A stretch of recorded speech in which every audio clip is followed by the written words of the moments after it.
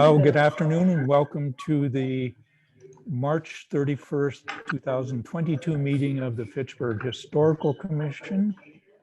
I'm calling our meeting to order.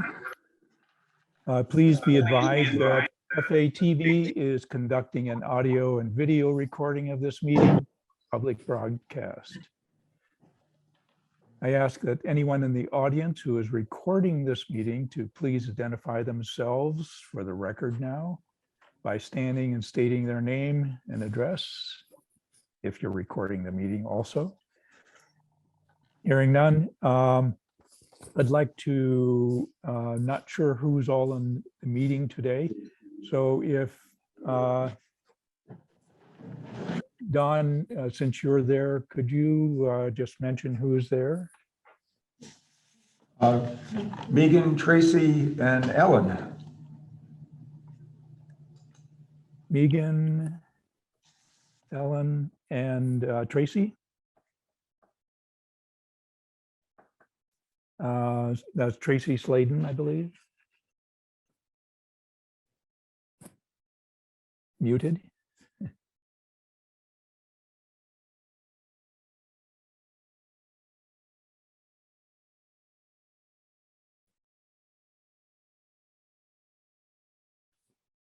Don, I think you're muted again.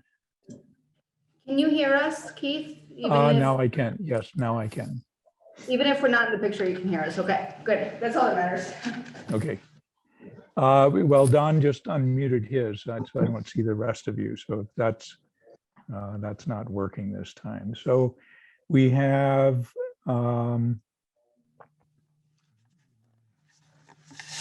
Megan, Ellen, Don, and myself. So we do have a quorum. So we are good to go. Thank you all for being here. We have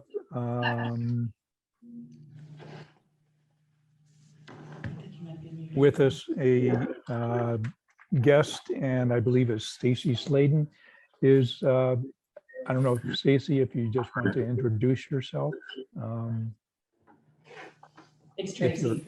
If you're at a computer. I don't Or know. Don, if you can swivel it her way. I think. Yeah, You want me to that's, come over? No, I think you hit the button that, no, it's not, it's this thing, Don. Hi, Keith. Oh, it's on your camera. Oh, okay. Can you hear us? Yes, I can. There we Okay, go. all right. Hi, Keith. This is not working. yeah, why isn't that? Keith, can you hear us? I can hear you. I think what we had at other meetings was kind of the scanning monitor is not up and working now, but Stacy, welcome. It's Tracy.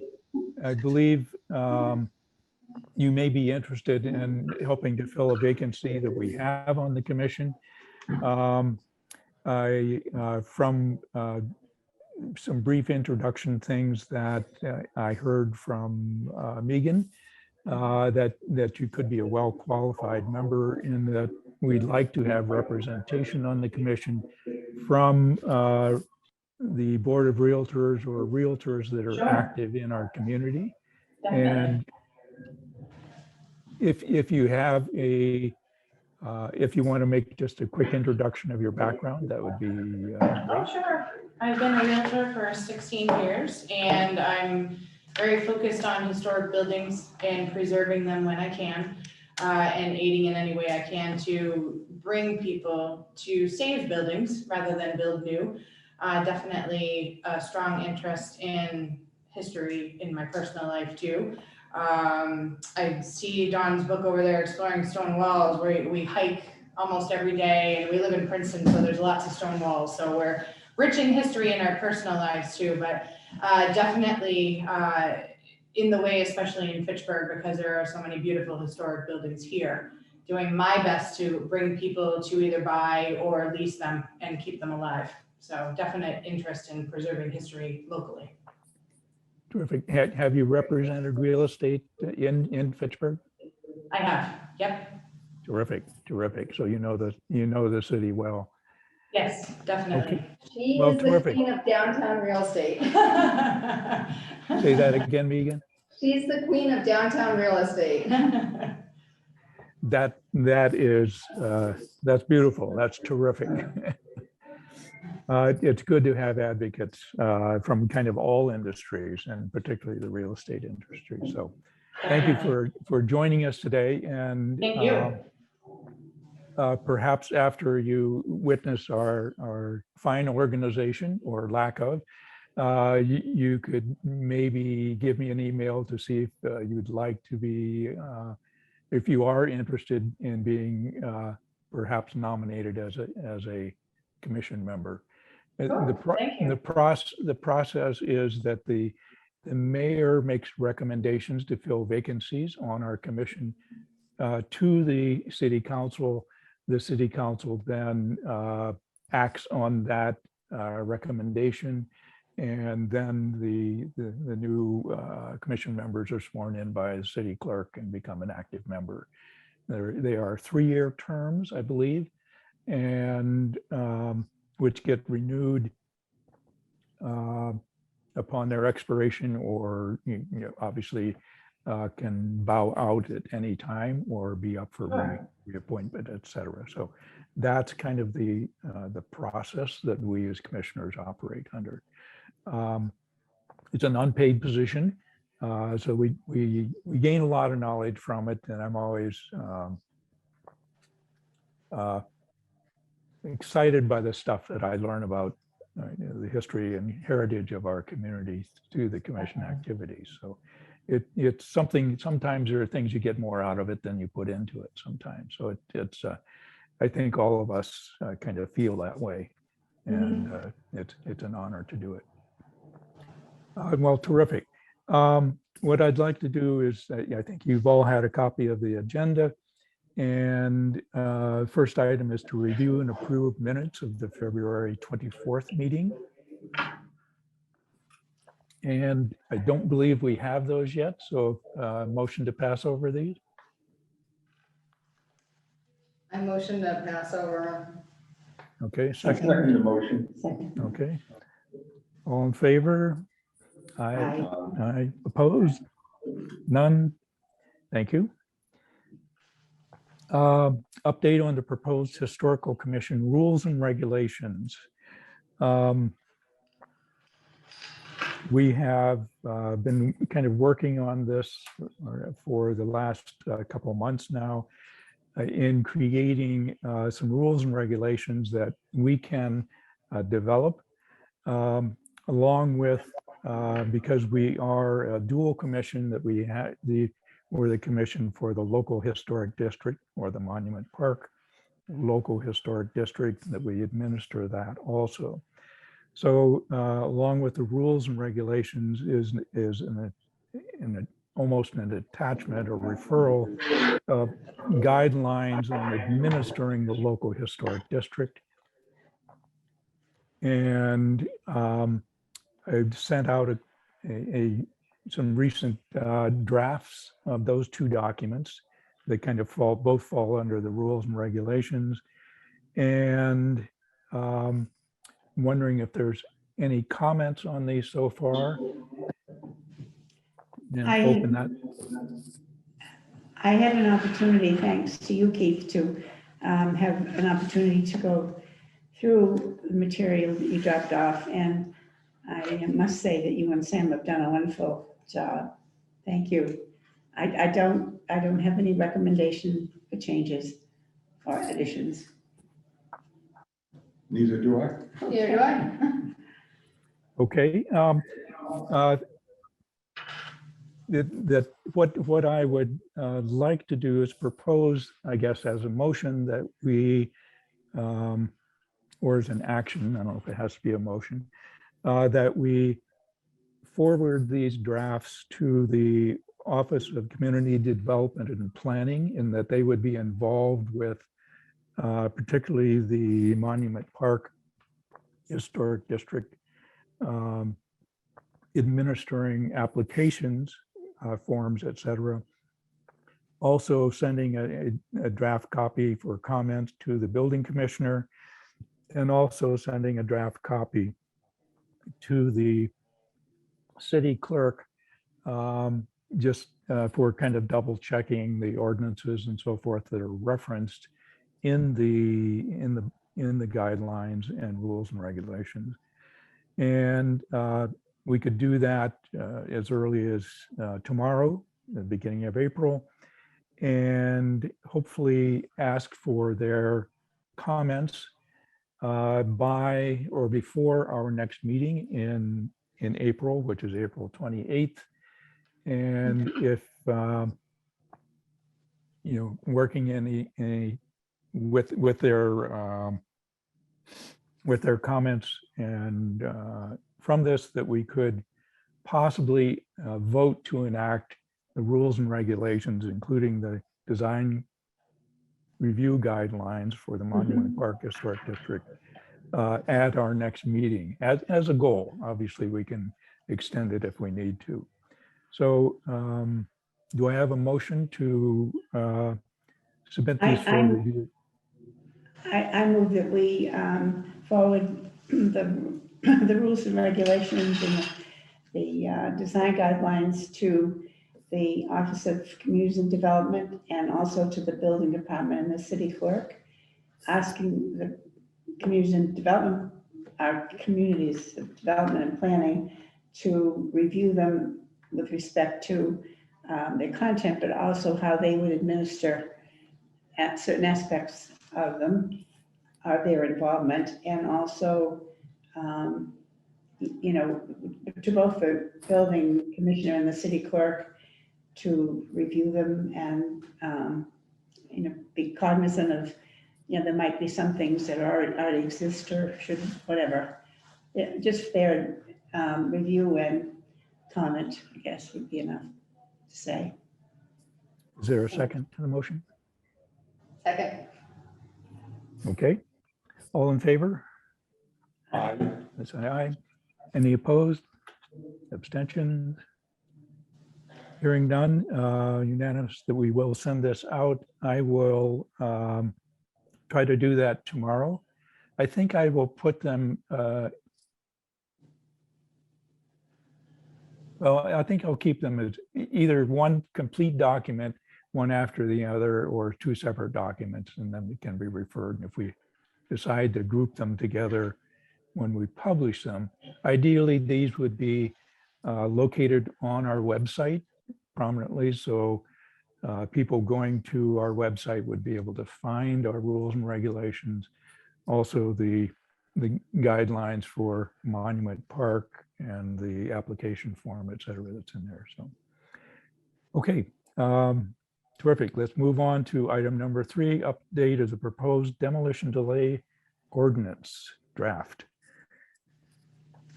And just kind of a quick background on this. We have Don, I believe, updated a version of the demolition delay ordinance in February, I believe it was, where we talked about making the delay period 12 months and the age of buildings 50 years or older. I think those were some pieces. I saw some minor editings in it where it referred to bylaws instead of ordinances. We could make those changes. And indeed, if we do end up, well, we would be ending up submitting this to City Council for their approval as an ordinance. I believe it probably needs a 2/3 vote of the, Yes. we would need to create a, as we talked about in the past, a kind of an education of what the ordinance is about, reaching out to city councilors, the mayor. I think we've already, I'm not sure if we've sent it before the building commissioner for his review. And also, again, more than likely city clerk and the community development office for their comments on it. And thinking in process here, any comments on the draft that was, I believe, sent out in December? I don't December. recall. I don't have, you did a good job. Oh, that's right. Yeah, I didn't bring a hard copy with me. well, I so- didn't either, but I know I reviewed them and I'm, again, probably too. Yeah, minimal changes from earlier, as Yes, Keith yeah. mentioned. So ordinances for city, bylaws for Correct. Towns, the town. Okay. town Yeah. meeting, yeah. Yes. And the changing from 6 months to 12 months. Mhm. I think those were the only significant changes. One thing, and Megan, you've had experience with the Worcester Historical Commission and their demo delay. On the first page under definitions, it notes that any act of pulling down, destroying, removing, dismantling, or raising a building, or commencing the work of total or substantial destruction with the intent of completing the same. So this is substantial demolition of buildings. I think it's important in the definition side. And I believe as kind of an example, if what is kind of the substantial, if someone were taking, a building that would perhaps qualify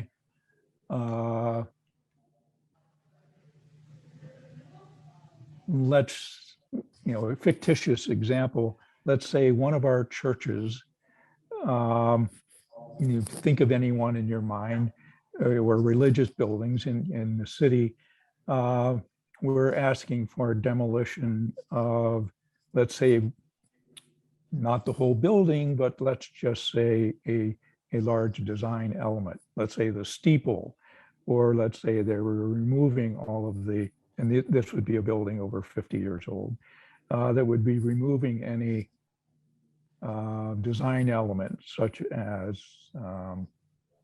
Glass windows. stained glass windows, or something like a steeple that's not substantial. How would you define substantial?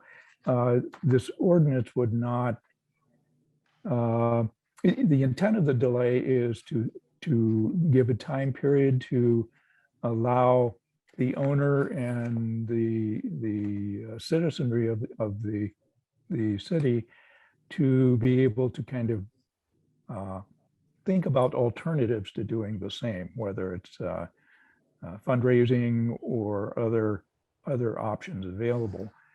I think Worcester has really defined the demolition to, even if you take the siding off of a building, or sometimes even re-roofing as, taking off the old shingles. And some cities have it, those things might trigger. We may not want to have it that detailed, but I'm just bringing this up as a thought.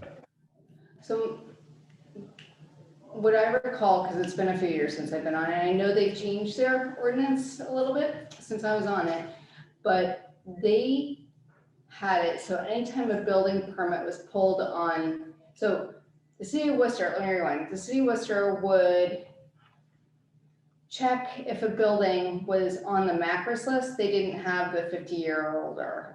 If it was on the MACRS list, the building department would look to see if a property was on the MACRS list. If it was on the MACRS list, no matter what exterior project was happening to the building itself, then it would go in front of the commission. So that lent for a lot of work. So I don't know how we want to define that.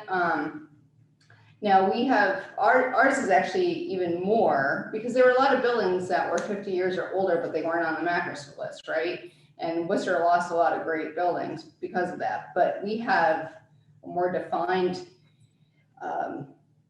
approach where the 50 years is the when our deadline or our cutoff is. So that's gonna either make a lot of work for us if we do what Worcester does, if a building permit is just pulled on a building that's 50 years or older, or we should maybe just, if we could say 1/3 of the building is being, or more, 1/3 of the building or more is being worked on, or, and you know, what does that mean? It's so subjective, whatever. And it's really whatever the building commissioner decides too. If we say substantial and we're not really clear on the definition, he's gonna decide whatever he wants, right? So we have to be really clear with this. I know I'm all over the place. I'm just thinking out loud. No, but I understand what you're saying. Mhm. We really don't want to be so vague that it would be entirely up to him to decide. Mhm. No, and our experience with the city council last time was they were very nitpicky because they didn't want to pass it. Or some people were in favor of it. Those who weren't were very nitpicky, and they would say, well, what do you mean by significant? What do you mean by, oh, that's not on the Macclesfield list? You know, those are details. From our point of view, from their point of view, those are reasons to reject this particular demolition delay ordinance, and then any demolition delay ordinance. For example, pointing out that over 150 municipalities in Massachusetts have demolition delay ordinances or bylaws. Well, what about the others that don't? Well, because they're willfully ignorant of the need for demolition delay ordinances like you are. I had another thought. When I was the planning director in Sudbury for a couple of years, and I was also the staff liaison to the historical commission there, and they had a historic districts commission, a separate one. And so because of that, they had anyone that pulled a permit within the district, no matter how old it was, if it was 50 years or older or what have you, it didn't matter, because anything in the district, then it would go in front of the historical commission, or excuse me, the historic districts commission. And it could have been a house from the 70s, and the people that own those houses, I don't live in a historic house, but that didn't matter, it was in the district. Any house that was beyond a district would go in front of the historical commission, and they weren't as regulatory. So they would look at, I can't remember exactly what they looked at, but I know in the district, they looked at paint color, they looked at, the fences, they looked at mailboxes, they looked at signage if they had a private business at their home, all sorts of stuff like that. But outside of it, they didn't really, they would go on tours and look at the houses to make sure that, if the big thing in Sudbury was that they were demolishing houses left and right to make way for these big mansions. So that's what this other commission was for, is to make sure that they weren't demolishing a historical building. So, well, that's why I think it's important, as Keith points out, and Ellen points out, that we need to be very specific when we say substantial, when we say significant. Yeah, but what does that mean? What do we mean by that? And we shouldn't stick too closely to the 50-year rule, because there can be historically significant buildings that are less than 50 years old. Absolutely. 50 years old is pretty now. Yeah, I'm thinking of 50 years is 1971, I believe. And that would probably take in pretty much all of, well, I don't know, at least some of John Fitch Highway that's under redevelopment, I believe, planning. And I haven't been involved with what the Community Development Department is kind of working with that. I know they're working on a flood control and some actual pieces, but let's say there is an old market basket building or the old theater building or one of the other shopping center types of buildings along. I'm just trying to find a 1971 example. I'm sure there are some of those buildings were perhaps built around that time. And I'm sure several before that time also. So any time that there would be a removal of a building from the 1970s backward is going to be coming before the building inspector to issue a demolition permit, and he or she would be obliged then to forward this information to the commission for us to make a ruling on it. And more than likely a public hearing on it before he could actually issue the building permit or institute through us the demolition delay, or the Preservation Act as it's called, for a 12-month period while we would be actively involved with them to find alternate, or we could, there are probably ways that we could, I'm trying to, significance of the building, any building in the city of Fitchburg that is in whole or in part 50 years or more older, and or which has been determined by the commission or its designee to be significant based on any of the following criteria: the building is listed on or within the area listed on the National Register of Historic Places. Building has been found eligible for the National Register of Historic Places, or the building is importantly associated with one or more historic persons or events, or with broad architectural, cultural, political, economic, or societal history of the city or the Commonwealth, or the building is historically or architecturally important in terms of period, style, method of building construction, or association with a recognized architect or builder, either by itself or in context of a group of buildings. And I think the significance is whether it goes to hearing or not. And there would be an application form for these buildings that are 50 years or older, where the commission, and an application containing the following information: the address of the building to be demolished, the owner's name and address and telephone number, description of the building, reason for requesting a demolition permit, a brief description of the proposed reuse, reconstruction, or replacement, and photograph or photographs of the building. The building commissioner shall, within 7 days, forward a copy of the application to the commission. The commission shall, within 15 days after receipt of the application, make a written determination of whether the building is significant.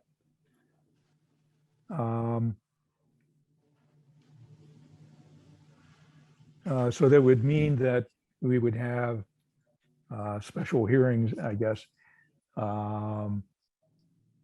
within 15 days after receiving the application through the building department for the demolition for these buildings that are eligible for the 50 years or older. Upon determination by the commission that the building is not significant, the commission shall so notify the building commissioner and applicant in writing, and the permit can be issued. Upon determination by the commission that the building is significant, the commission shall so notify the commissioner and applicant in writing. No demolition permit may be issued at that time. If the commission does not notify the building commissioner with 15 days of receipt of the application, the building commissioner may proceed to issue the demolition permit.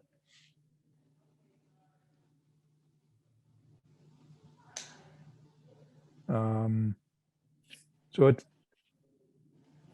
I'm thinking in my quick reading of this that any building from 1971 backwards going for demolition, building commissioner has to forward that demolition permit to us. We have 15 days to react to that. The way it's written now, anyhow, you know, we may be able to extend that time just by redrafting the ordinance. I just want us to be sure that we understand the procedural things. And I don't know,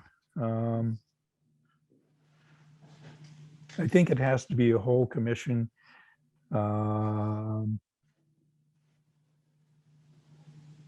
Response to even something that we all would readily agree saying, well, that's not significant, even though it was built in 1950 or 1940,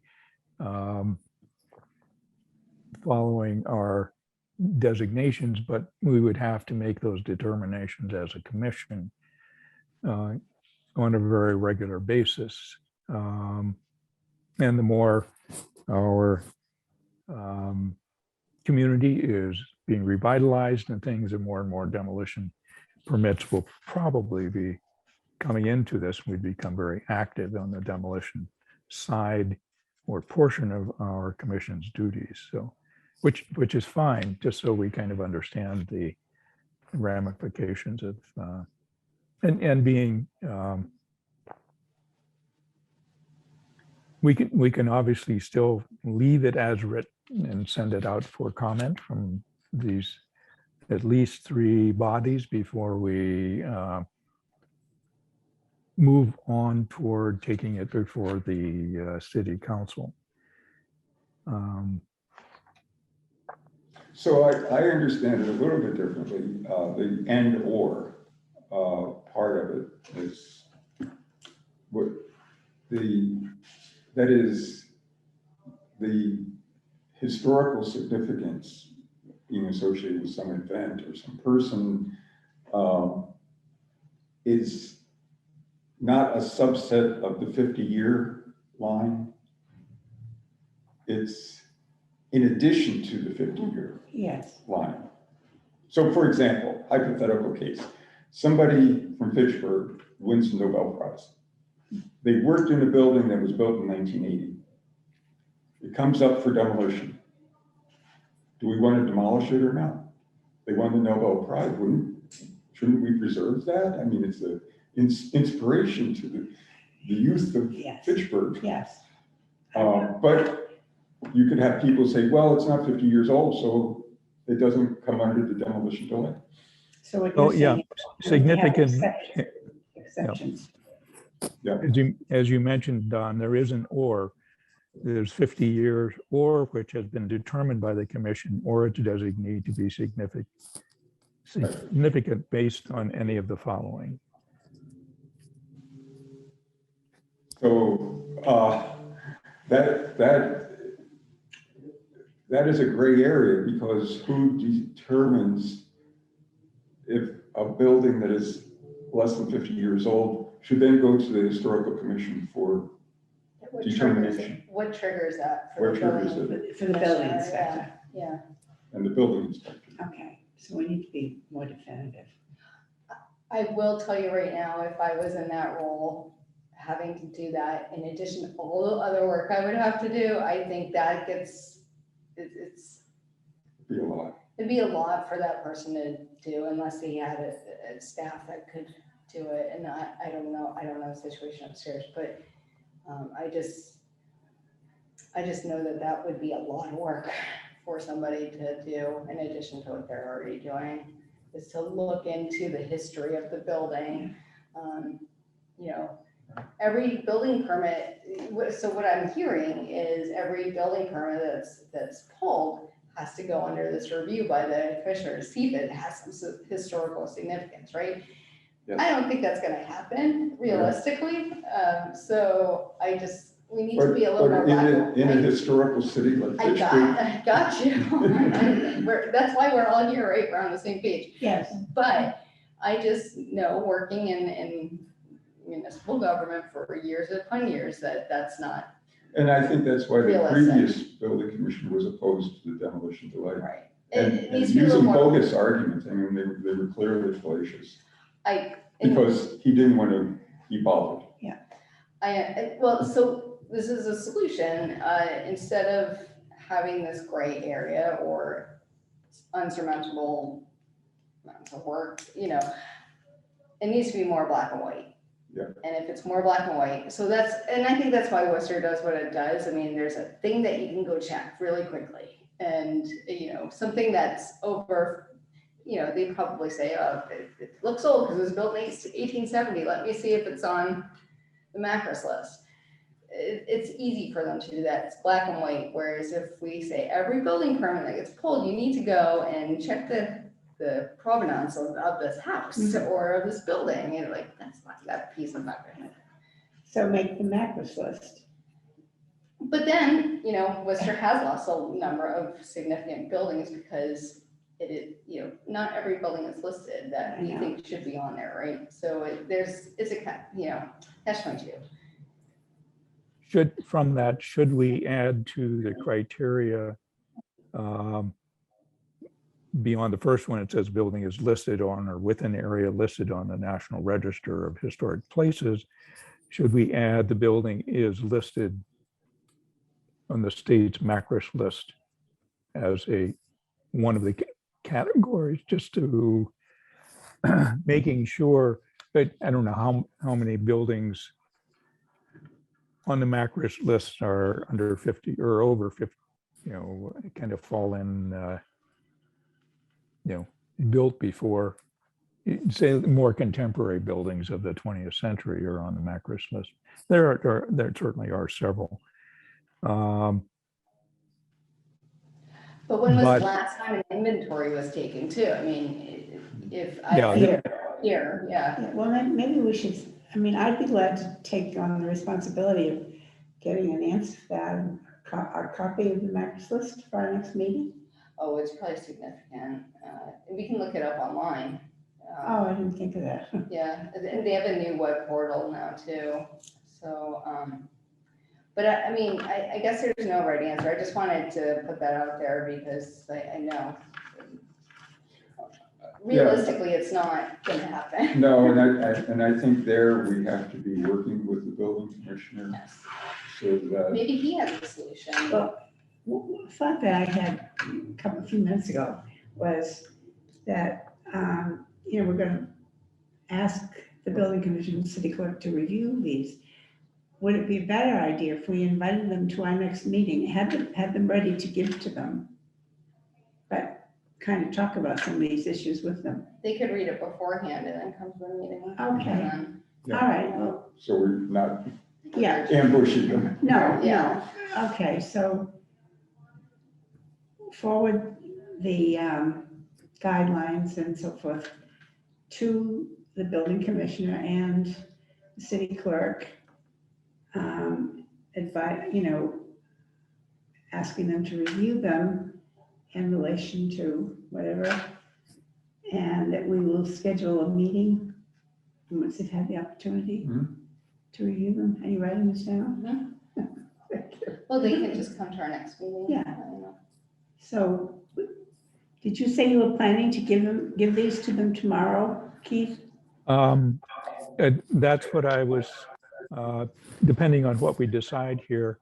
I have the copy that Don had sent to us in February. I could take that copy, change a few of the bylaws to ordinances, which were just some of the editing type of things. I could put a draft title on it and put draft across the body of it and give it a date, like I did the rules and regulations.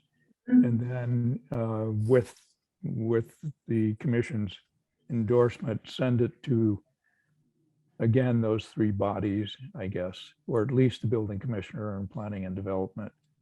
And maybe not the city. Maybe not the city clerk at this time, but and then perhaps invite representative of both of those departments to our next meeting or some subsequent meeting? Is that, do you think that allows everybody enough time to take a look at it and Oh, I As- believe, yes.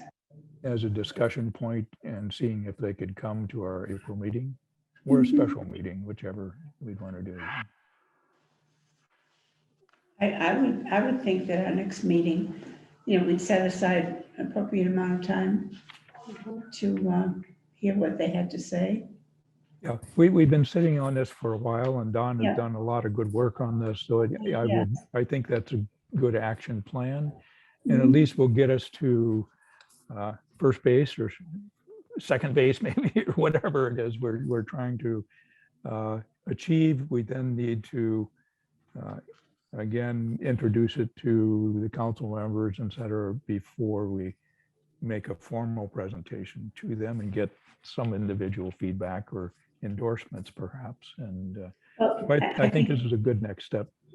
Yeah, I think that having taken the time to meet with the building department and community development and for their input and so forth can be part of our presentation to the city council, Mhm. Yes. They can endorse it if they do endorse it. They can Yes. come up and publicly speak Yeah. about it. Yeah. And Yeah, and with their comments, we can create a new draft, if you will, and present it. So within a couple months, we have something that's ready to perhaps go before the commission. So- And maybe I can see if I send this out, I'll try to make contact in a couple weeks from now to each of those two departments to see if they have any initial questions and make sure that they've taken a look at it and hopefully have enough time to dig into it deeply enough that have some substantial reactions to it. So, Mhm. okay, terrific. Tracy, do you have any opinions or views on this as your, I'm processing everything that you're talking about, and I'm seeing the obstacles that could happen, and I'm thinking of ways that you could avoid the obstacles, just to, I'll think about that. I'll definitely think about that. I understand exactly your point, and yeah, that's kind of a tough one to even think with City Hall, yeah. I'll definitely think about that for sure, what I Yeah. can maybe come up with, because I understand what you're faced with. And although you may have an understanding, they may not, and that's the tough part. I guess that's always the needs to be tough black part. and white. It Yeah. can't be Vague, wishy-washy no. and vague and, or it needs to be clear. I think it needs to be firm. Yeah, exactly, Honestly, I don't think it needs, I think it just needs to be, this is the way it is, and I think that's how the only way they'll understand it, really. and what I'm working on, what I sent out to the other members was a resource book, which has, right now, I think I have 3 demolition delay ordinances from other municipalities in Massachusetts, but I want to include more so they can see, well, what Sure, are other cities and towns Yeah. doing? yep, And why isn't Fitchburg? Fitchburg is one of the most historic cities in Massachusetts. it's actually And it amazing. doesn't have a that they- demolition that they don't delay. have one. I'm shocked, I'm learning I'm shocked that you don't. Well, we tried. To be, What was it, 10, 12 years ago? we tried. yeah, I'm just I amazed. And they shot it down. I came just to be in attendance at that meeting, and I was mortified. And then Keith and I met was he the building supervisor or afterward? We met in the basement of the library. Remember that, Keith? And we talked. Yeah, I'm trying to remember who that. Was it Mr. That wasn't the building commissioner, but it was the aide to the mayor at that time. It wasn't AJ, it was, Bob Pompian? can't remember, but he he and the building commissioner, and they came up with a revision to it that pretty much pulled the plug on it. That, there was no enforcement things in it at all. Yeah, I think he it's a came up different with time this now. bogus. Well, I'm interested in history, so I won't let any historic building be demolished, and then a whole bunch of historic buildings were demolished, so, So one thing I know is the building commissioner is from Boxborough, and I would check in to see if they have anything, because he might be able to release that. He's on their planning board or zoning board or something like that. So you might Okay. want to see if he can relate to something too, Okay. for that. So, Sure. so fun. Great. And So this we have might, an action plan? I think with your, I don't necessarily need to vote on this, or we can make a motion to send these off at this time. And if you don't, if you would like, Tracy, I could send you a copy also of these past couple of things that we've talked about today, just so Sure. that you're knowledgeable of what they are. And, I appreciate that. and, kind of get you up to speed on some of the things that Sure. we're thinking of here. And, obviously, if you have questions or feedback on these, certainly reply to kind of the whole mailing list that, we're kind of printing, putting these things out. Obviously, our email things are kind of governed that we're not making decisions and things. We're just information that we're planning out, and we're making editing suggestions and kind of digging into it. And if I could think of it, I'll also, Don just started this workbook, if you will, on demolition delay and stone walls, I think. The demolition delay book that kind of shows kind of the communities in Massachusetts that have a demolition delay. And it's kind of easily to go on their each town and city's website and find a copy of this. But many cities have. I think there's even a state map that shows the communities that have enacted. And I believe Ashburnham, Lunenburg, I don't believe Leominster has one. But I think a good, I don't know, was it about half the cities and towns in the Commonwealth Yeah. have some sort of demolition delay ordinance. The intent is good. It does not mean that you cannot demolish. It just institutes a period of time of dialogue and kind of rethinking what are the other possibilities, and then the demolition can happen. There's no, it's just a pause to come up with other ideas.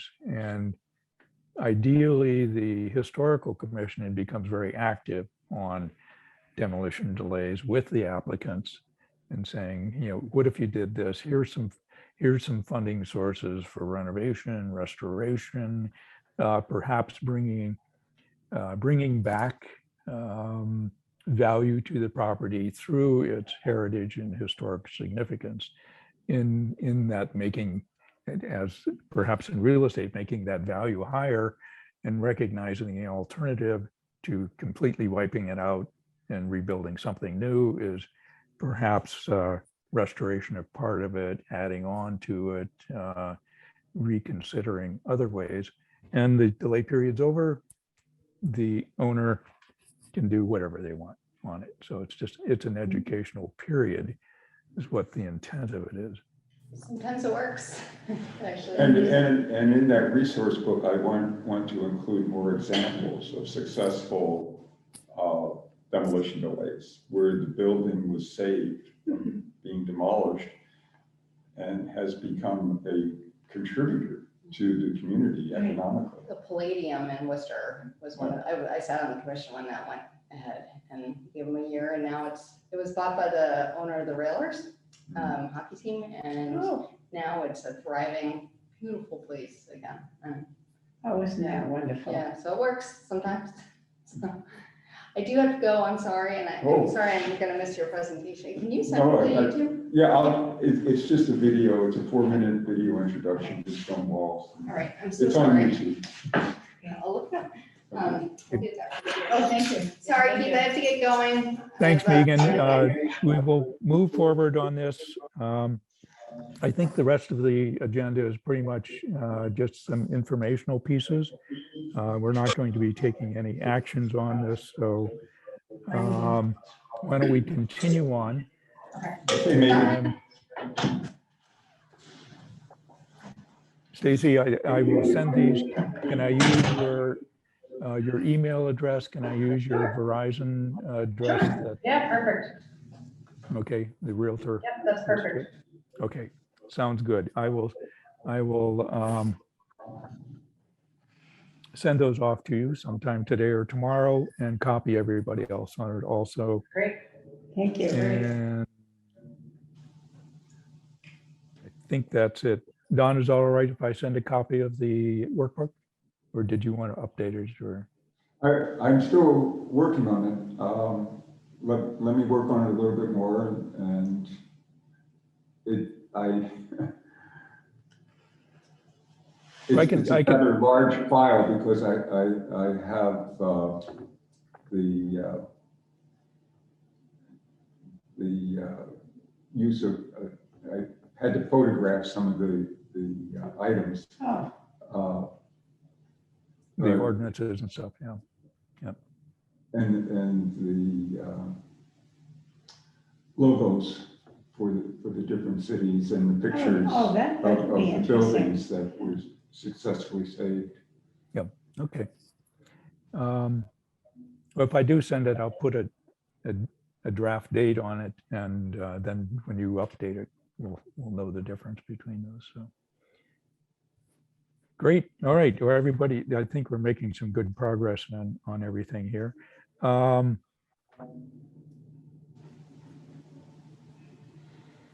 So I will send out the demolition delay draft ordinance with some quick edits on it to community development and the building commissioner for comments, and hopefully by next meeting we can have them join us with their comments. Update on proposal for the Stonewall preservation ordinance. Yeah, again, well, I don't know if this is going to work. I wish we had the tech. Going to presentation mode. Sounds good. Yeah. This is just a Google. Can we see that? No, we can't see that. Here it is. Also just a part of life. See if this works. We see them from our car windows during country drives, or stumble across them on long hikes deep in the woods. They are silent rambling sounds that once divided the fields of long-forgotten farms.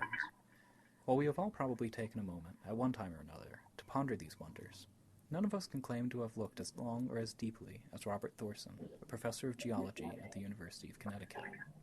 As a geologist, one might think that Thorson's interest in stone walls would begin and end with what they're made of.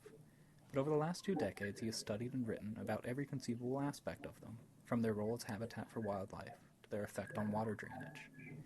Most importantly, Thorson has studied the history of stone walls, and he's explored the many lessons we can learn about how our ancestors adapted to the New England environment, and, in so doing, how they set the groundwork for our own civilization. They are ruins. Even among us, the abandoned stone walls in the woods are ruins that tell the same messages as the colossal above-ground ruins in Egypt, except in the case of the pyramids and colossal works of antiquity.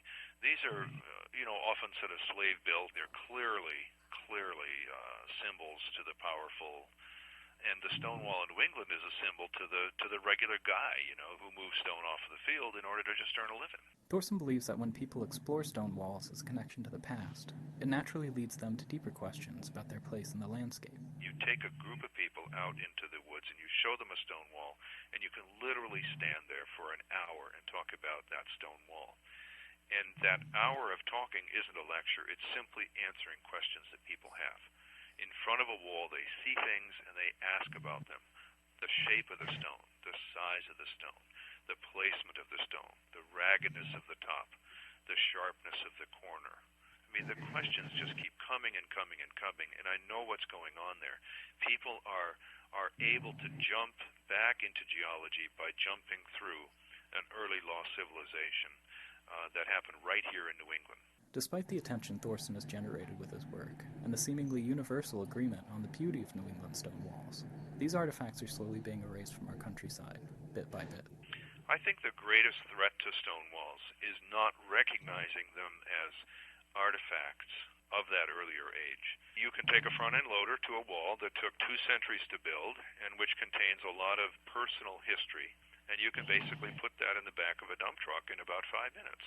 Many stone walls are being cannibalized for use in the building of designer homes across the country. The romantic, weathered appearance of these stones makes them a hot commodity in the construction industry, but by using them in this way, they destroy real history in the pursuit of making something new look historic. Whenever you do that, you're converting archaeology into architecture. And I think, yes, there's a gain with architecture, and yes, we need to honor the stonemason's tradition. But I think that we need also to pay attention to the archaeology that's being lost, not only for the present era, but for the future. Through his books and his online group, the Stone Wall Initiative, Thorson is hoping to convince more and more people that the stone walls on their property are worth leaving as they are. In his work, Thorson refers to stone walls as our signature landform, the thing in our landscape that makes it distinctive from everywhere else. If stone walls were to become scarce, if we actually had to seek them out instead of stumbling across them regularly in our daily lives, would New England be the same place? Would it have the same feel? Would our children have the same tangible connection to our past that we do? Thorson doesn't claim to have all the answers, but there is one thing that he is sure of, that stone walls are far too beautiful and far too important to be taken for granted.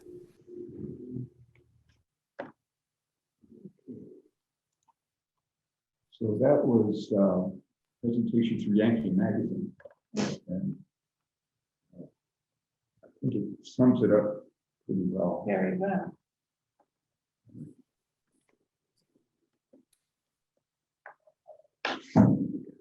Yeah, I'd like the terms of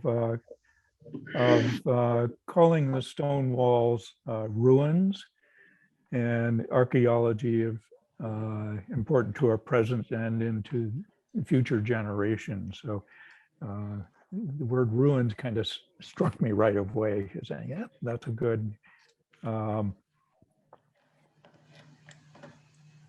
piece of kind of explaining the archaeological importance of it. Is maybe a strong word, depending on how you think of that. But yeah, and I'm thinking if someone wants to dismantle a stone wall on their property and sell the stones, it's on their property. On the other hand, it would be nice if, in an archaeological way, it was documented where these particular stones came. Right. And then you can go see where it was put in the new building. You know, whereas now you can't. You have no idea. Well, I look at the remains of a stone wall every time we leave right across, and it's not consistent. But you know, various places it's still continuing, and I really credit your interest in piquing my interest. And I wondered, I think Peter Vivenzi owns the property, and I might just call him. I don't know. One time he owned all the property where our condominiums are, and he owned all the property on the opposite side. He was planning to do this same type of a development. then I heard from someone that he sold it. But then recently, somebody in the neighborhood said he's going to be building again, so I'll get in touch with him and just, Well, many years ago, we redid the patio using natural stone. Mhm. And we didn't know, and we bought, through the constructor, stones from a farm Mhm. that was part of a stone wall. And if we had known, I don't think we would have been so Eager. eager, so it would have, probably they would have sold to somebody else, but at least we would have been more cognizant of where the stones came from. So that we can say, well, this stone came from Right. this place. Right. Whereas now it's just, that's lost. Well, you could, Yeah. Okay. For your home, anyway. Don, what do you think the next thing we should do with our thoughts on this? Well, yeah, as with the demolition delay, we need to send it out to get, I think we already did we send that out before? I think we already got some feedback on that, Stonewall? on the stone wall ordinance. I think we heard back from the building commissioner. Oh, Maybe we could talk to the building commissioner at the same time about the demolition delay. Okay, and I think kind of like what we're doing with one of our future topic is about the historic districts and education of the public on it, which you mentioned about stone walls, kind of public awareness, that maybe we consider this as a two-pronged piece, that we do have an ordinance, or we pursue a preservation of stone wall ordinance. In its legalese, it defines what the purpose of this of our heritage and archaeology and so forth, which I think it certainly addresses. But we also have maybe an education campaign, if you will, similar to what we're doing with the historic districts, of a brochure or database or information that's listed on our website, and getting it out, public access to this kind of knowledge that, well, I didn't think about, what the value of this wall was before I tore it down, or buying, other stone wall types of things, or in particular, Fitchburg's colonial era or post-colonial era stone walls of the 19th century, 18th century, I suppose, and before, and also the quarry and the kind of unique, because of the geology and geography of the stones that were used for many of our infrastructure pieces, such as retaining walls, like on, what is it, High Street? yes, it's funny, I was just thinking of that. That's a glorious example. Up behind the stable, where that thing is 20, Yes, 30 feet high or something like that. And it's a dry laid, probably from our Fitchburg Rollstone quarry. my understanding is it was done, it was created from the quarry. I've never seen it written down, but I was told that years ago. And all of our railroad bridges and so forth, they are distinct to Fitchburg. It's not something we see necessarily in adjoining towns and cities. Because of the hilly geography, the river, the railroad, requiring these various infrastructures to keep the river where it wants to be, even dam structures and so forth that are kind of leftover from these periods. So kind of covering, education piece and legislation piece as kind of a dual thing. So maybe when I send out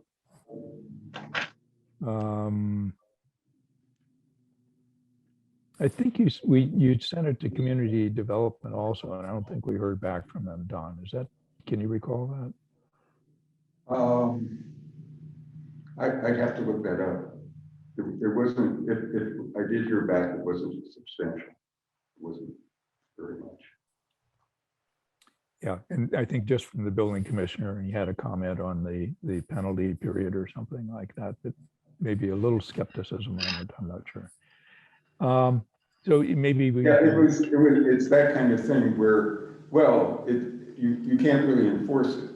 Well, therefore you shouldn't pass it. Well, there are other reasons for, and raising awareness, not only of people who own stone walls, but people in city offices, in positions, city councilors, for example, that this is part of our heritage of this city.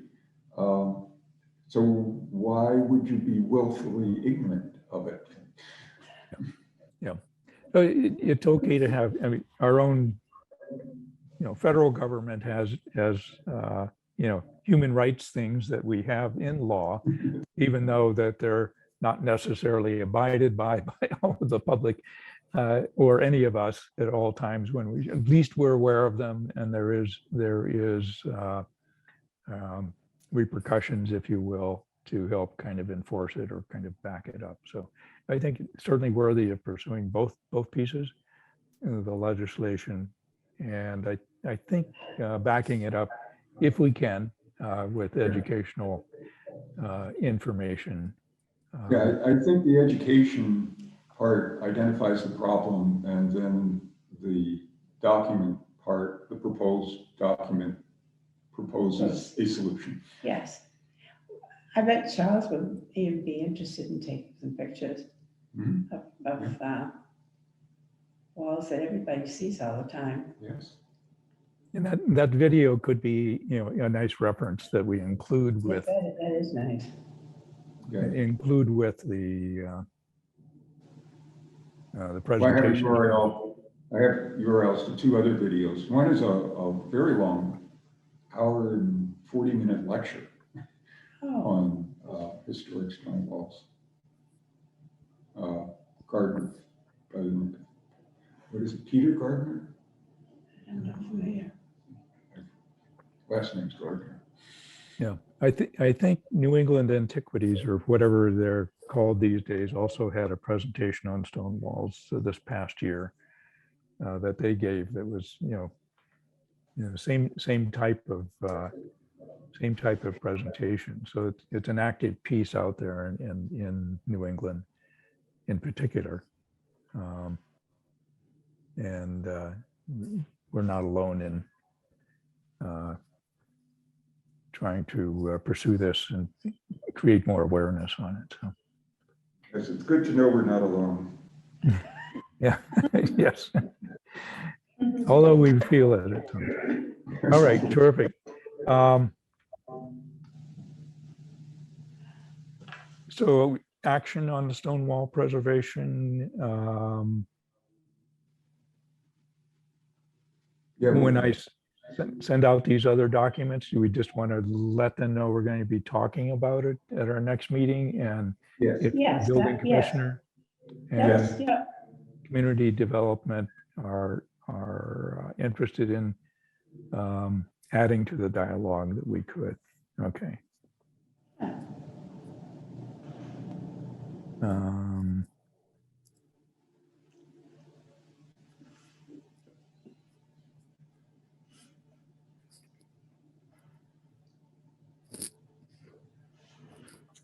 Okay. Number 5 on the agenda, update on Simon Saw and Steel, Intervale Road, sponsoring historic documentation Keith, I'm still working on this, and I apologize that it's taking me so much time.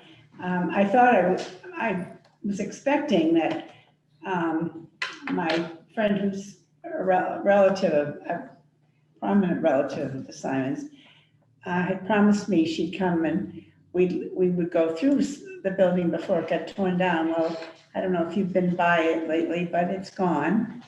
And I I haven't been successful, but I really think it's worth trying to get Annie's attention and, you know, ask the Simons family if they would be interested. It's really important.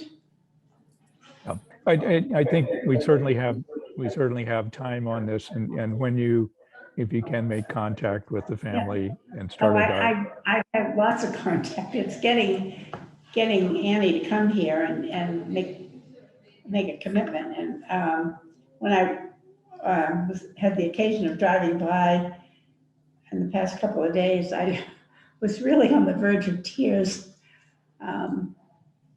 because it's just gone. And it's being replaced. I mean, I feel, first of all, that, or I should say, I wish it had been on one of our inventories, that Amazon would have at least been required to look at that building as a possible, you know, storage building, rather than build something new. And I'm sure, remembering how it was laid out, it certainly could have accommodated that. Yeah, a demolition delay ordinance would have helped bring that before us. We were really off to the side and not really aware of it, except for late years. Tracy, are you familiar with the Amazon distribution piece? No, I'm not. Okay, this was the Simons Saw and Steel Company is an old company that was involved in Fitchburg for a long time. In the 1930s, they constructed a modern windowless factory with lots of, without outside lighting, but they created a lot of improvements to the manufacturing process of their saw blades and knives and cutting devices, with a lot of updated artificial ventilation and lighting and things like that. And it was an experiment in kind of a modern manufacturing and housed in a modern building of the day, very many thousands of square feet of building that was kind of a landmark structure of its day and had historic industrial and architectural significance to the country and to the city of Fitchburg.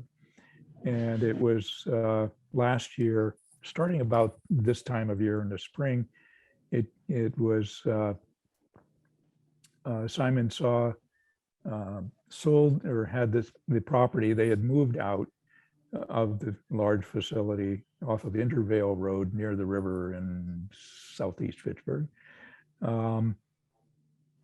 And I had the building or the property up for sale, and with the support of community and development in office in our community, was obviously trying to get new industry into the region, and Amazon through a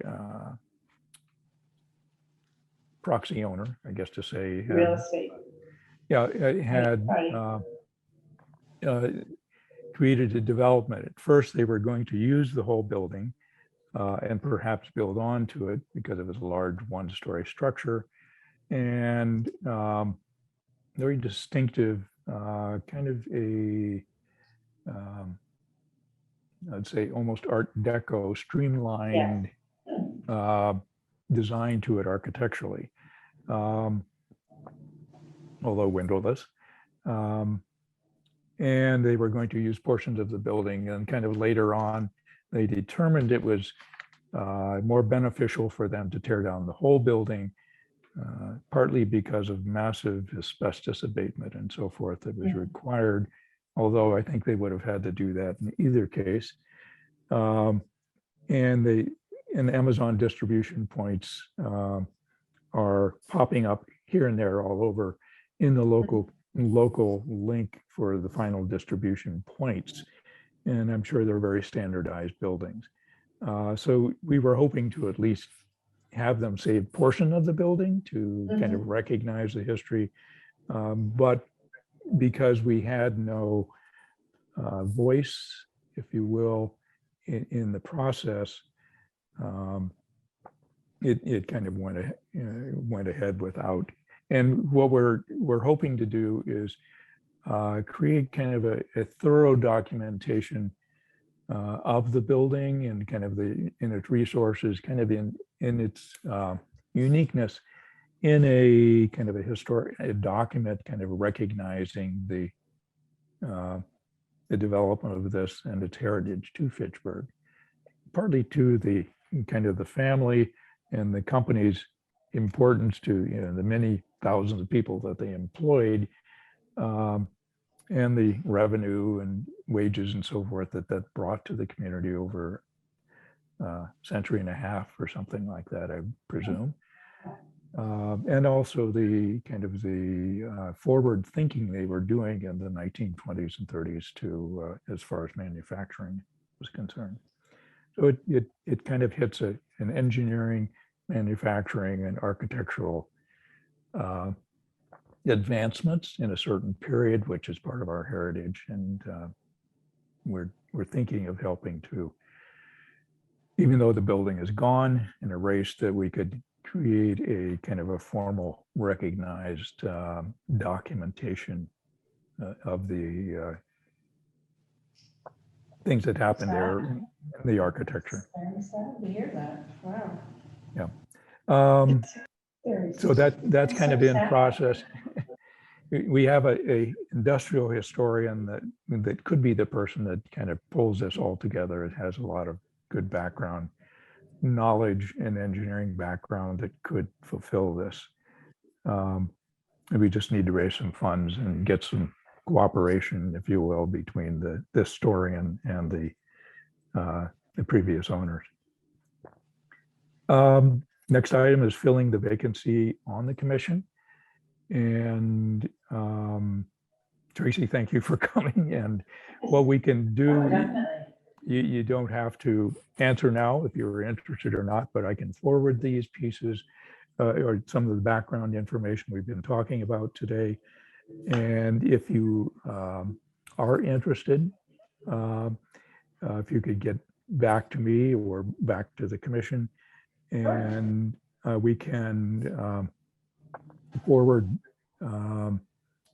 our recommendation to the mayor's office for filling the slot. It's up to the mayor to go forward with something like that, although they appreciate our nominations, if you will.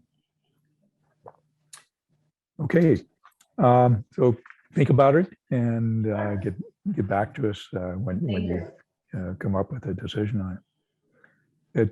This kind of gives you a little bit of an idea. We meet monthly. It is, I think we all kind of learn things through the process. Also the process of, how things are done with the city as far as the various agencies and things that happen. And kind of tweaking all of our interests in the heritage of our community and how these things. I come from Princeton also, so there are a couple outsiders here that can be involved in it. I think the rest of the commission are, it's about half and half right now, residents and people outside of the city, but are involved with the city in various ways. So I think I'm the only one that has been here forever. yes, thank God. Yeah, and You're a city treasure. Oh, thank you, Don. That's very nice. the rest of us are newcomers or outliers. Oh, but you beautifully embraced the city. It makes me very happy. Yeah. Yeah. Yeah, I taught at the university for just about 20 years, and that kind of was my reintroduction to Fitchburg and kind of a commitment to it. So that's kind of where I got involved in I would it. just about 5 minutes away. Okay. All right, let's see here. Wallace Building entry stones. Maybe Ellen, you could give us a little background of what you're thinking. Yes. Well, before this modern building that houses the Sentinel, there was a handsome building called the Wallace Building, named after Rodney Wallace, who founded Fitchburg Paper. And at one point it was their corporate office building, but then it became the home of the Fitchburg Sentinel. So for years and years and years, it was the Fitchburg Sentinel. And then one day I picked up the paper and learned that they were going to tear it down. And that's really where I started to get really interested in these things. So there was a meeting that I went to. I didn't know any of the people, but I listened to the person representing the Sentinel explain that they were buying a new machine, a printing machine, and that it was very heavy, and the floors couldn't stand the weight, so they were tearing it down. And so I, listened to them, and then, I asked some questions, and the gentleman who was the presenter asked me if I'd stay after the meeting and talk with him, because he wasn't going to make a commitment in at that meeting. So it ended up that I did have a follow-up meeting with him, and he at some point said to me, "Well, Mrs. DiGeronimo, what would you like us to save for you?" And I said, "Well, apparently I haven't been successful in telling you that it isn't for me." So, and I told him, my reasons for the interest. So he said, "Well, what would you like?" And I said, "Well, would you consider saving the beautiful stone entrance?" It was red stone, and it had designs on it, and the building was built by designed by Henry and Francis, and it became his office building too. Anyway, he told me that if I could find a place for the stones, that he would arrange to have them delivered. So I found a farm, the people willing to accept these stones, and they sat there for years. Matter of fact, I had a yearly pilgrimage. and the growth kept covering them and so forth. And then I had a chance to, show them to, I think, Keith first. But anyway, so the owners called me one day and said they were selling the property. And, they would just leave them. And I said, "Oh, no. I said, "Thank you for calling me. Let me find a new home." So I was able to have them move to the property where Putnam Place, where Megan was. Yep. And for a long time, they were outside the lawn building that, that is currently in the discussion for use. But at one point, the general manager of the Putnam Place came to me one day and said, you've got to find a home for your stones, because I have money to pave all of the parking lots. And I said, "Okay, Tom," I said, I'll try to think about another option, and I'll do it. I'll start today." So the next morning, because I was working at the Redevelopment Authority, doing some different things for downtown, and the next morning he came in and he said to me, "I can't ask you to do that." He said, "We're going to move them inside. It's going to be years before that area is ever used." And so they all got moved in. And then Keith, I invited Keith to look at them, and he generously came up with this wonderful idea to have the students get to know the stones. They inventoried them. They created a Oh, booklet, that's great. Oh, wow. and the stones are still, in place at, they moved them around so that, they could be readily seen. So now Megan has a potential occupant for the space. So I have been trying to. Once again, they're homeless, They're right? homeless. And, And I tried to find a home for them at Gateway Park, oh, but they decided they couldn't, for some reason, they couldn't put because it'd be a nice gateway to Gateway Park, yes, but they decided they couldn't do that. well, I don't know what. I at this point, I'm going to continue, for a little while. Until I get a deadline from Megan. They're beautiful. Yeah. And, And two truthfully, students came up with some excellent oh, yes, suggestions for them. they really did. And I think you alluded to the fact that, that maybe we've been trying to do this demolition delay and regulations and all. That you were right in your assumption. And it's really very difficult to get the people that you need to educate to realize that it's just like the diminishing stone walls. I'm shocked at that. I have them in my yard, so I'm shocked that people move them. I'm stunned. I never knew they moved them. I feel a never little thought bit about it. in the dark about that, but yeah, I guess I just assumed everyone always respected them and just, Kept them. that's part of our history, so you leave them there. I've never heard of anyone moving them. Yeah, we have them on our whole street and in our yard and everywhere we hike, and I'm amazed that people move them. I feel like it's so sad to think that people would do that. I'm shocked.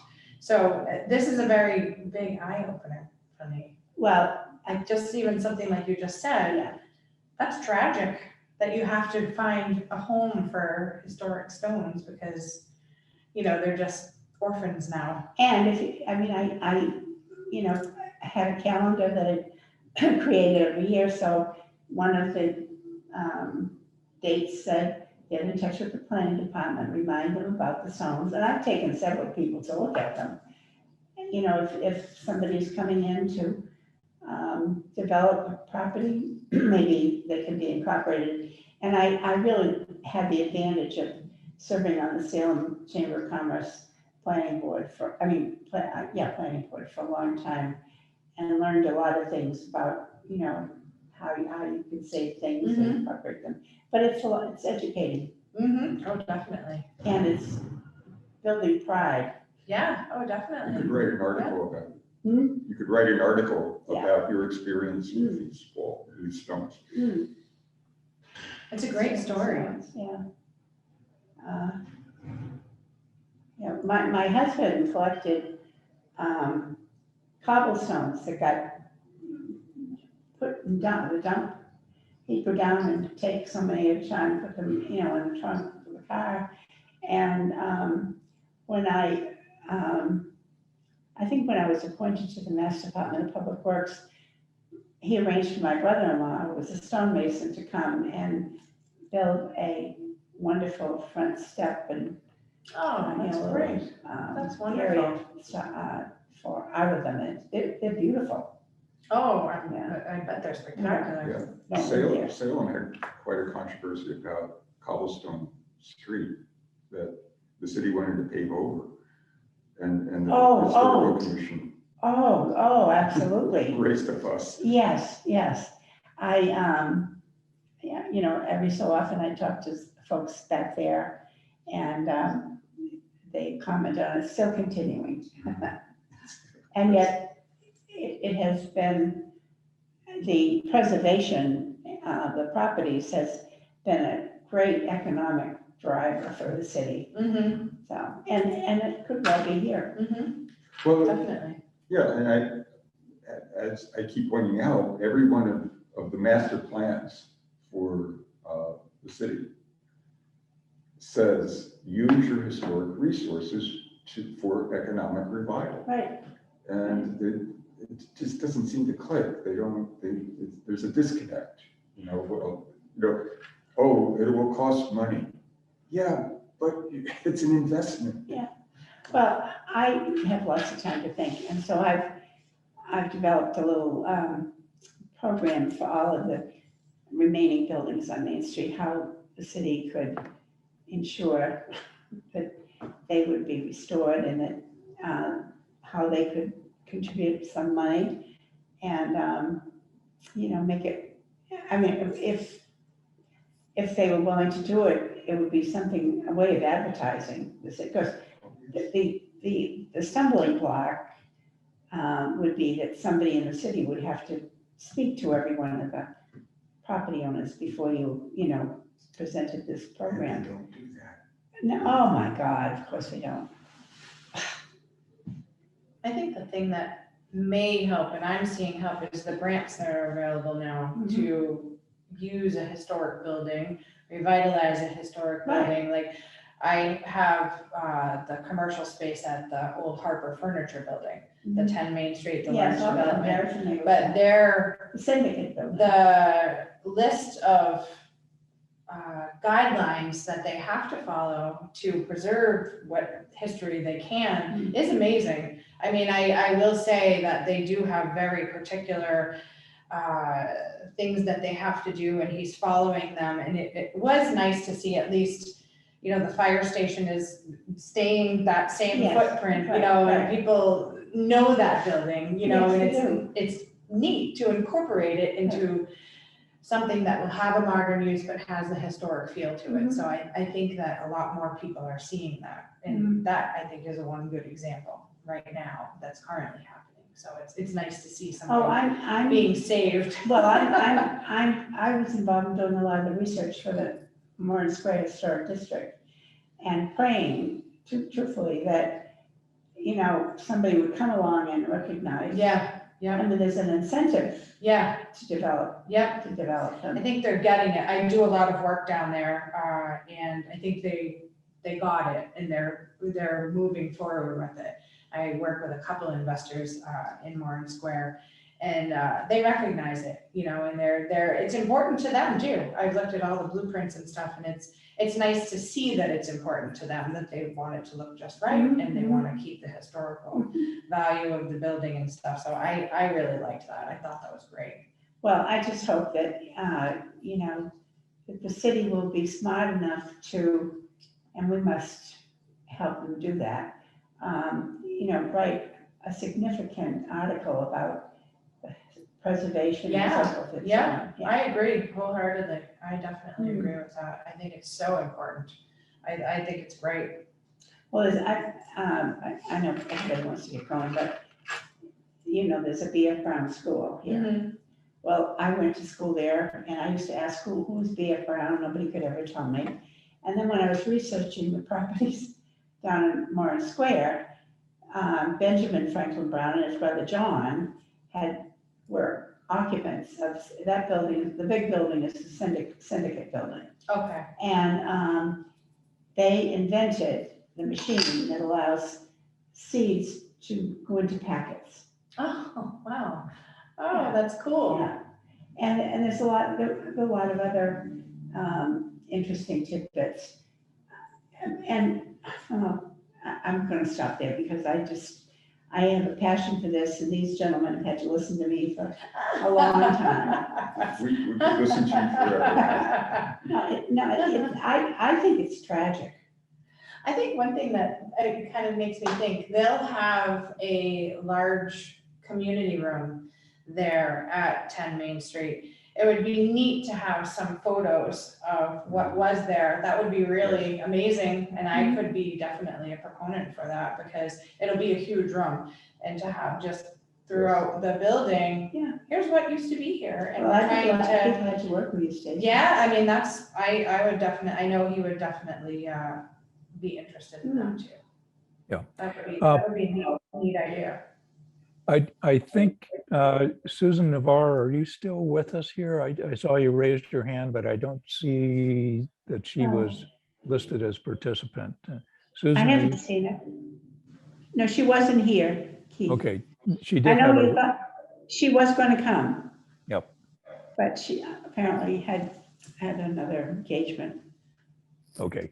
I was, apologize to Susan for not, but this could be, Tracy, this could be, obviously the Historical Society has a lot of the archive materials and obviously histories and so forth of it, that a lot of the research comes from.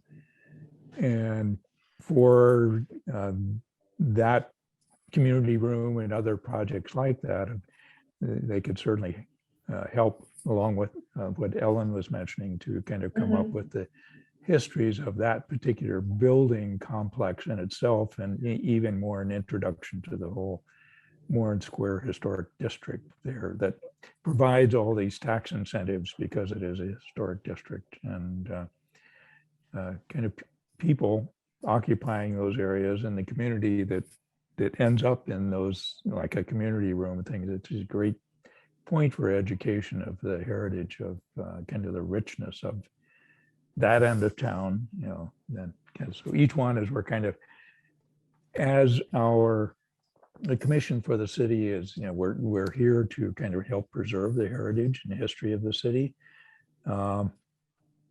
And these are things that we can kind of help promote, through our connections, et cetera, like that. So great.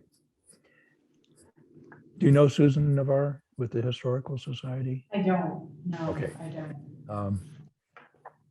I see she has a raised. I will arrange for you to meet her. I'm getting on my monitor that Susan Navarre has a raised hand. And I'm not sure, Susan, you're recognized, but I don't know how to get you, Oh, maybe she's tuned in. see you not listed on the screen. So Susan, if you can hear me, apologize for, maybe flip me an email and I can transfer it. Susan, I am here, she says. Okay. Hi, Susan. Let's see, I can't figure out how to let her join us. Susan, if you want to text your thought, and we can discuss it that way with, unfortunately, without your voice at the moment. Oh, you're listening, but not joined. Okay, Oh, just that's listening. the reason. Okay. So it's not anything that we're doing. Hopefully you're enjoying our rambling around. I know you just wanted to kind of sit in and seeing what we're up to. So that's great. And Susan says she's happy to work on the wall stuff. So if Tracy, you're a great resource. Historical Society is in the Phoenix building, which is just up the street from here, on the opposite side. And obviously their resources quite valuable. And you would like to talk with Tracy, I presume, or any other comments? Sure. But you can't get in. Susan, I was thinking that I'd be delighted to have you and Susan and Megan come to lunch sometime in the next 2 weeks. And you can meet Susan, and she can meet you, and then, we can talk about a lot of things. Sure, that Yeah. sounds So- fabulous. I'll call you.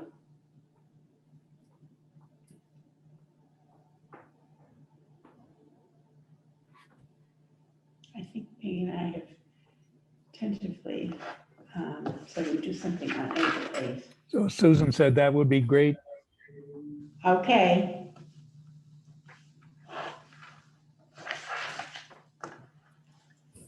All right. So the upshot with the stones is just that it's a kind of a research or something that ultimately not losing track that they're still here and being able to incorporate them. Yes, I would appreciate it if we could maintain it on our agenda as a reminder. Will do. Thank you. Next item on the agenda is the historic markers. New sign maker needed. I've been in contact with Tony at Wallace Arthur, which is one of our local sign companies. He's expressed some interest. We've gone over a few of the details. He thinks that they would be interested, kind of coming up with a kind of a new price for these and getting the information or getting the process out. Still in dialogue with that company. I know we had mentioned the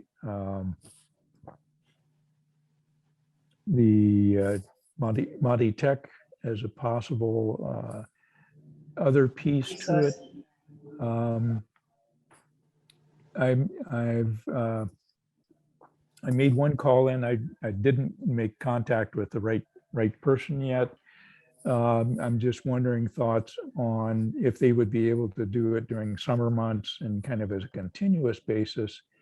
I'm wondering if there would be a delay in the making between, summer breaks and things like that with new groups of students being involved in the process. I know there would be a faculty person involved. Are you looking for information about the summer program? I'm just wondering if Monty Tech could kind of give us a continuous ongoing year to year and kind of throughout the year process. In general, we've been getting maybe 5 or 6 applications for a marker a year. So it's not a heavy development of the markers. Tracy, these are kind of wall mounted, oval shaped